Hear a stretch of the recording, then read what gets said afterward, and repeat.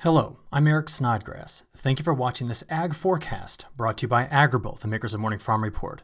Morning Farm Report software gives growers the insights to make the best decisions possible about their operations. You can get past, current, and future ag forecasts, plus information about how to best manage your crops at every stage.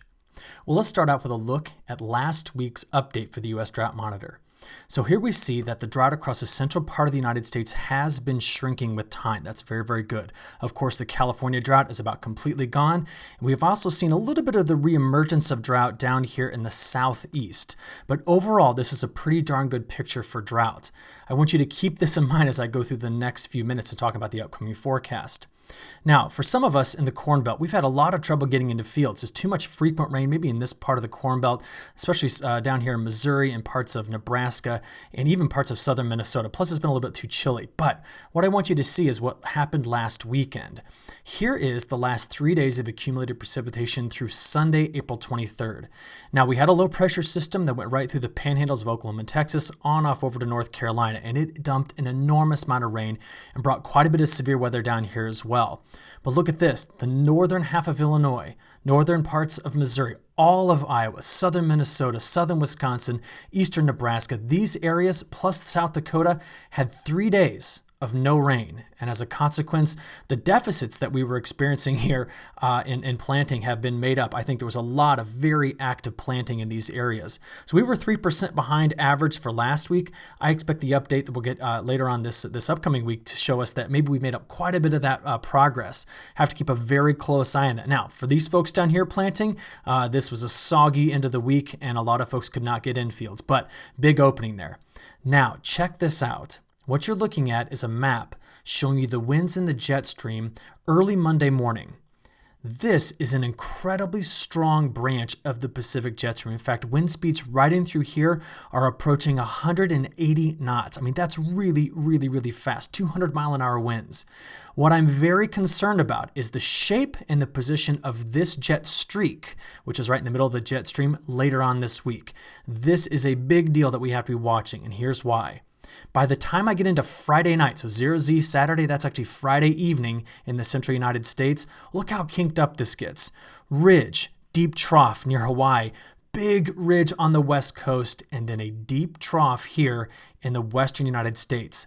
Now, this is something we have to really, really watch out for because whenever we get flow like this coming over the Rocky Mountains, it invigorates very, very deep and strong low pressure systems. And they can bring an enormous amount of moisture out of the Gulf of Mexico, which rains heavily on the Central Plains and on the Corn Belt.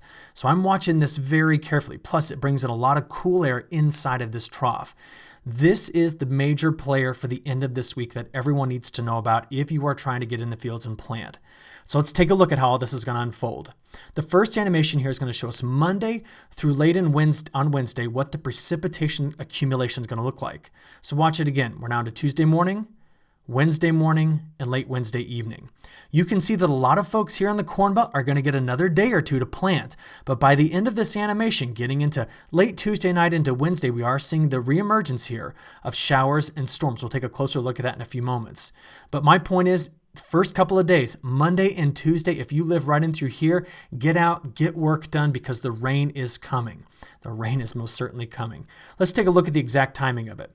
So what we've got here is another animation. It's going to start early in the morning on Monday. Weak low pressure system kind of spinning here in South Dakota. Watch that as it moves on off to the north and east, but it's what's behind it that I want you to pay attention to. So let's get going here. By the time we get into Monday evening, so this is Monday evening, we can see that low gets up into Minnesota. Still, big section of the country, dry. Get out, get that field work done. As we continue on with this animation, let's now get into Tuesday. We're now to early Tuesday morning. And by Tuesday evening, we're starting to watch another low coming out here in the Panhandle, but we're going to see some pretty strong what we call warm air advection. That's where the Gulf of Mexico is wide open, bringing lots and lots of moisture into the middle part of the country. So we're starting to hone in on this area right in through here for the development of some severe storms on Tuesday evening. And watch as I click play, you'll see them pop up here. There we go. So this is getting into the overnight on Tuesday into the early morning on Wednesday. So we're watching for these showers and storms to emerge right here from basically Oklahoma through Missouri. Now, as I get into Wednesday morning and click play again so we can get all the way into the end of this forecast, by Wednesday evening, that low traverses towards Chicago, brings precipitation to Illinois. So you saw the front half of this week, good for planting, good for getting the field work done, but we're going to be getting some rain coming up pretty soon here. Now, this is the beginning of the week.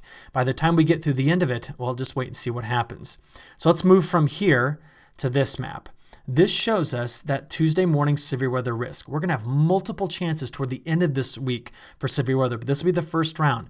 The Storm Prediction Center is watching out for that boundary that's going to move here through parts of Oklahoma into Missouri, plus there's tons of warm, moist, unstable air coming out of the Gulf of Mexico. There we go. We got our trigger for our showers and storms potentially severe right in through this area. Keep a lookout because you just got soaked over the last weekend in this same area.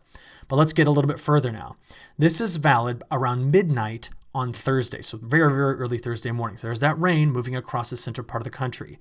Now watch what we're going to see once we get past the middle part of this week.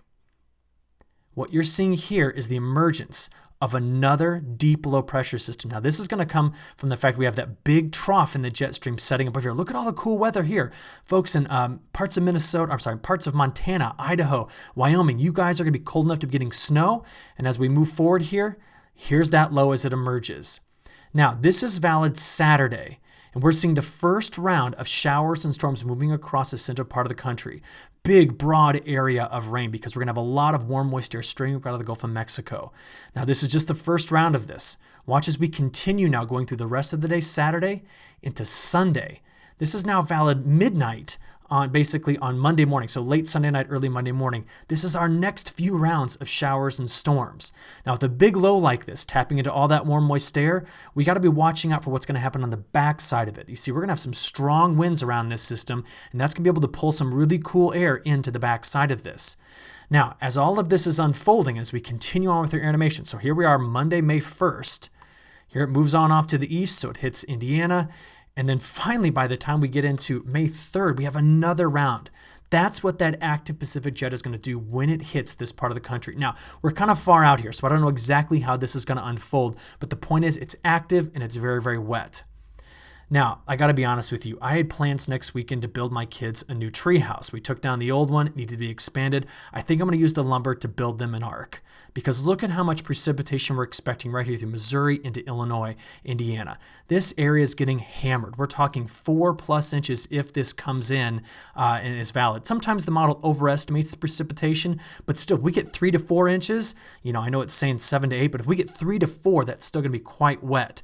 A lot of these folks just got their field planted, but I'm telling you, this is a lot of rain coming in for those fields you have yet to plant.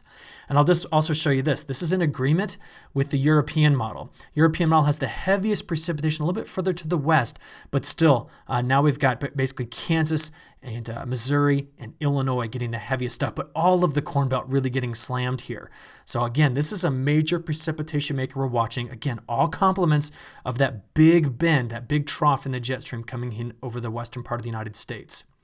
Now, I told you I wanted to be on the watch out for temperatures. I'm going to show you the low temperatures starting on Wednesday, getting through the weekend. What you see here is early Wednesday morning, both the Dakotas, going back over to Montana and Idaho and Wyoming. We've got cool temperatures. Now, this is a lot of high elevation stuff, but look at this.